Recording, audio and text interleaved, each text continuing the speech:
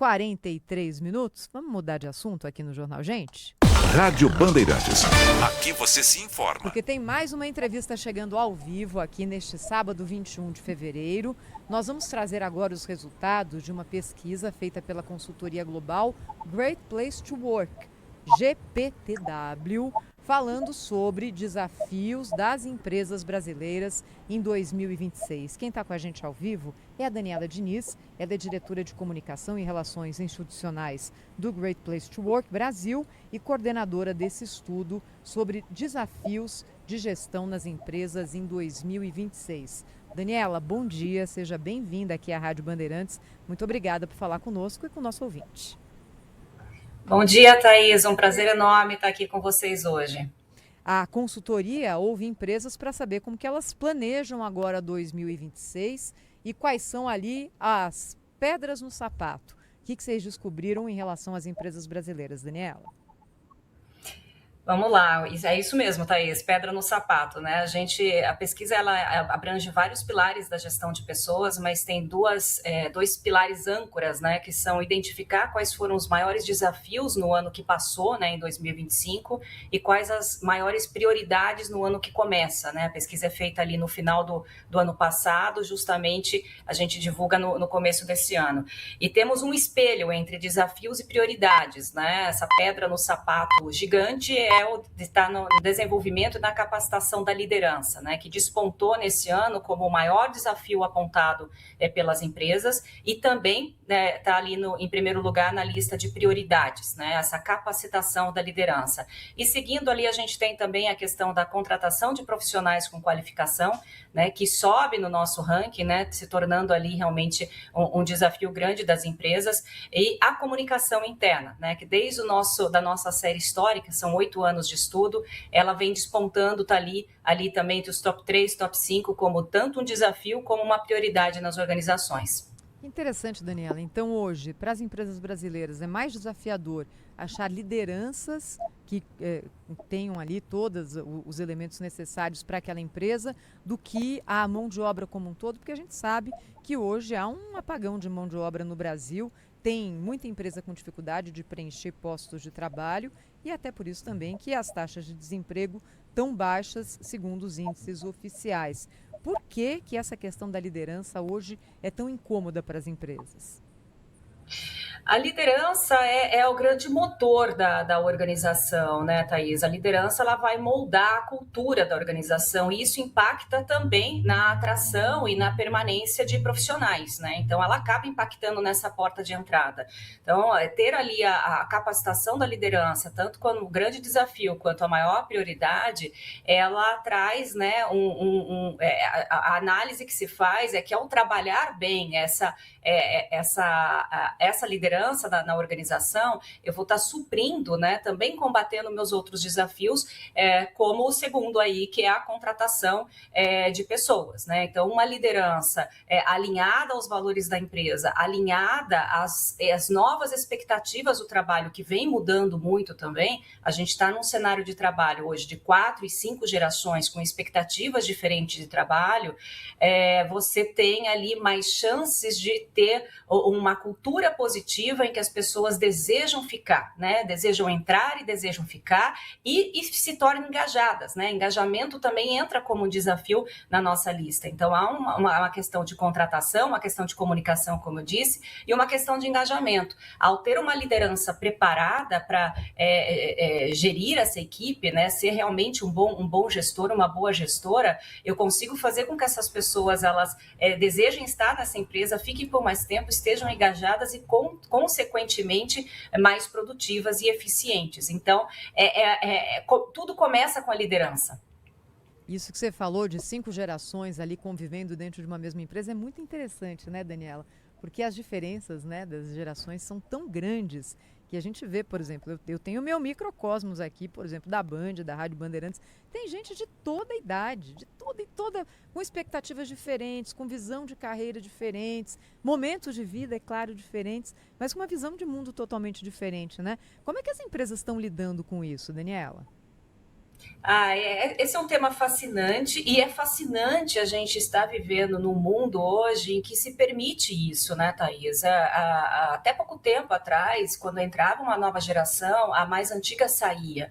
Hoje, com a expectativa de vida maior, né, as pessoas estão vivendo mais e trabalhando mais, né? Estão mais produtivas por mais tempo, o que faz com que as novas gerações, que também diminuiu um pouco o intervalo por conta de uma tecnologia que impacta muito no comportamento dessas novas gerações, vão entrando e as outras vão ficando.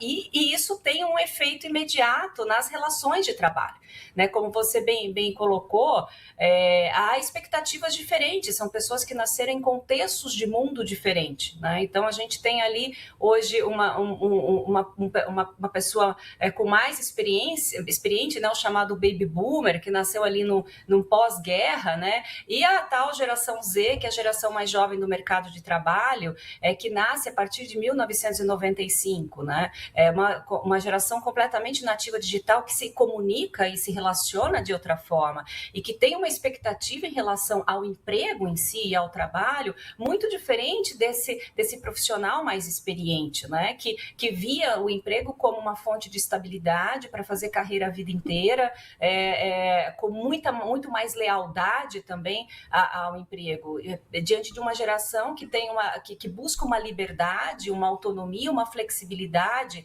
muito maior. E tudo isso convivendo juntos, né? Então, daria para a gente só falar de gerações aqui, porque há alguns estereótipos também, eu sempre falo isso, né? Às vezes a gente rotula um pouco, né? A características de gerações que, na verdade, a gente não está falando da geração em si, mas de um jovem, né? E o Baby Boomer foi jovem, a geração X foi jovem, o Y foi jovem, né? Todos tiveram características de juventude e há traços, sim, que são características da geração. E isso traz, né, o tal chamado conflito, que eu não gosto muito dessa palavra, mas porque eu acredito muito no aprendizado, né? Quanto mais a gente tiver gerações, um aprendendo com o outro, você e o trabalho e o negócio em si podem ganhar muito.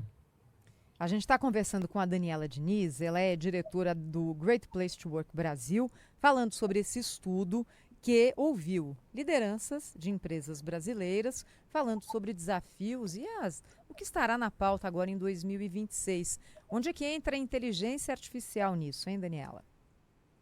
Está crescendo no nosso ranking ali de desafios e prioridades, Thaís, né? Então, no início, como eu disse, esse relatório ele tem 8 anos, né? Inteligência artificial, e é interessante olhar para essa série histórica, porque não era uma questão, assim como modelos de trabalho não chegou a ser uma questão em algum momento nesse relatório, né? Então, a gente vem acompanhando essas mudanças do mundo do trabalho também por meio desses indicadores.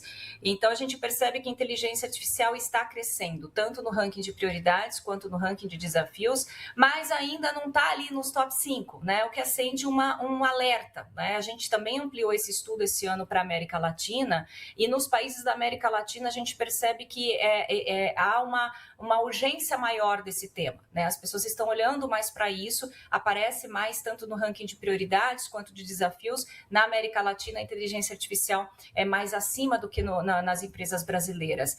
Um outro ponto curioso da inteligência artificial, que a gente faz um bloco só sobre isso, é que há uma percepção da pessoa, né, que respondeu à pesquisa, de que ela tem um entendimento maior sobre a inteligência artificial do que a sua própria organização. Então, a pesquisa nos deu essa conclusão de que a pessoa que está respondendo acredita que ela é quase uma autodidata e já usa mais, né? E quando a gente compara com o passado, esse uso da inteligência artificial, ele está mais comum no dia a dia da pessoa. Mas quando a gente pergunta sobre uma política exatamente da organização, se há um treinamento específico sobre isso, embora esteja crescendo, ele ainda é pequeno, né? Então, você tem ali metade das organizações que não oferece ainda um treinamento para para os seus funcionários sobre essa questão.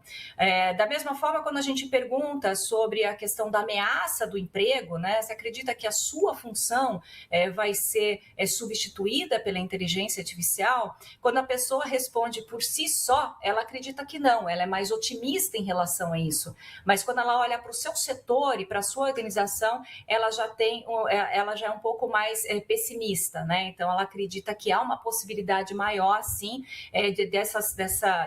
do seu setor ser ameaçado pela inteligência artificial. Então tivemos ali uma diferença de percepção entre a pessoa em si, o seu preparo sobre essa questão e a visão dela sobre a organização. Daniela, para os líderes de empresas brasileiras que foram ouvidos pela Great Place to Work Brasil, você falou em modelo de trabalho. O modelo de trabalho é presencial, híbrido ou home office? Como é que está isso, hein? Legal, Thaís. Então, essa é uma pergunta, né, que o relatório ele iniciou em 2019, como eu disse, não fazia o menor sentido a gente fazer uma pergunta sobre isso ou buscar uma análise sobre modelos de trabalho, porque os ouvintes vão lembrar bem aqui, em 2019, né, a gente não falava a palavra híbrido para as organizações, todo mundo estava no modo presencial e isso era o óbvio. Eu brinco sempre, né, nas palestras que a gente dá, né, nos workshops, falando com os clientes, que antes uma entrevista de emprego, né, um candidato numa entrevista de emprego se perguntasse, eu tenho que vir trabalhar todos os dias aqui, já era mal visto, né? E essa hoje é uma pergunta muito comum, né, mostrando como o mundo do trabalho evolui e se transforma. E a gente vem acompanhando, portanto, né, esse comportamento do mercado. E o que a gente percebeu nesse ano, Thaís, é que há uma consolidação do modelo de trabalho nas organizações brasileiras. Em primeiro lugar, se destaca o modelo 100% presencial, então você tem ali mais de 50% das empresas nesse modelo, ou seja, a volta ao tradicional, trabalhar 5 dias por semana no escritório físico, né, na empresa, mas você tem ali um segundo lugar, mais ou menos uns 40%, né, de empresas no modelo híbrido, né, e isso se manteve em relação ao ano passado, então 50, 40 e um pouquinho mais de 50% no presencial, um pouco mais de 40% no híbrido, se tem uns 7, 8% de empresas no modelo 100% remoto, né? Ao não ver uma diferença tão grande em relação ao ano passado, isso nos sinaliza que o mercado brasileiro já está mais consolidado com os seus modelos, né? Isso também se observa numa outra questão que a gente pergunta para quem está no modelo híbrido, né? Como está essa consolidação do híbrido? Praticamente 3 dias na empresa e 2 dias trabalhando de outro lugar, né? E ainda mais como uma política institucional. Então, nos primeiros anos da nossa sondagem, a gente percebia que as empresas que estavam experimentando o modelo híbrido, ela deixava muito essa questão do em casa ou no trabalho, muito a cargo ou da própria pessoa ou do próprio líder, né? E hoje é mais uma política institucional reforçando essa consolidação do modelo. Agora, um outro ponto interessante da pesquisa, e esse é inédito nesse ano, é que a gente avaliou o impacto do modelo em alguns pontos importantes da gestão de pessoas, né? A questão do turnover, a questão do engajamento e a questão da dificuldade de contratação, né? Então, ao fazer a análise dos 3 modelos para essas 3 questões, a gente percebe que quanto mais flexível a empresa, ou seja, se ela está no modelo híbrido ou ainda mais no modelo 100% remoto, ela tem um turnover menor, né, que é a rotatividade de profissionais, o quanto que eu perco profissionais ali, né, na entrada e na saída, você tem um engajamento maior e uma dificuldade de contratação também menor. Isso sinaliza que, embora as empresas, de uma forma geral, as lideranças, de uma forma geral, estejam optando cada vez mais por um retorno, né, aos padrões tradicionais, os profissionais em si, eles desejam empregos com mais flexibilidade. Daniela, para a gente terminar aqui a nossa conversa, você é diretora do Instituto Great Place to Work Brasil. Bons lugares para trabalhar. O que define um lugar bom para se trabalhar, hein?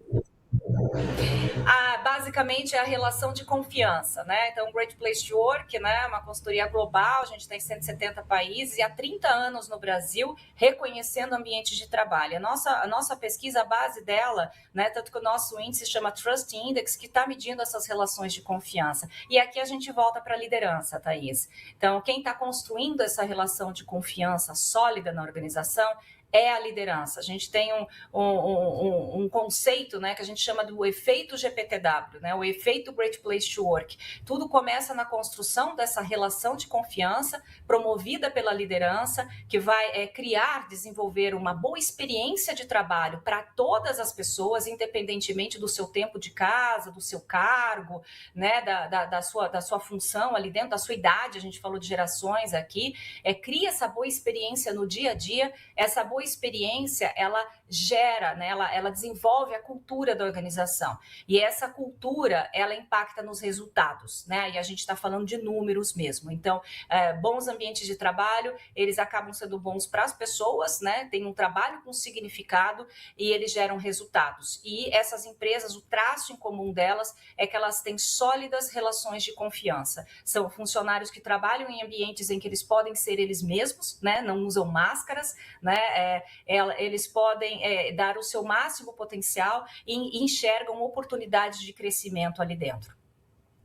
Essa é a Daniela Diniz, diretora do Great Place to Work Brasil, coordenadora desse estudo com desafios da gestão nas empresas agora em 2026, que falou conosco no Jornal Gente deste sabadão aqui na Rádio Bandeirantes. Daniela, obrigada, viu? Bom fim de semana para você. Obrigada, ótimo final de semana. Obrigada para todos.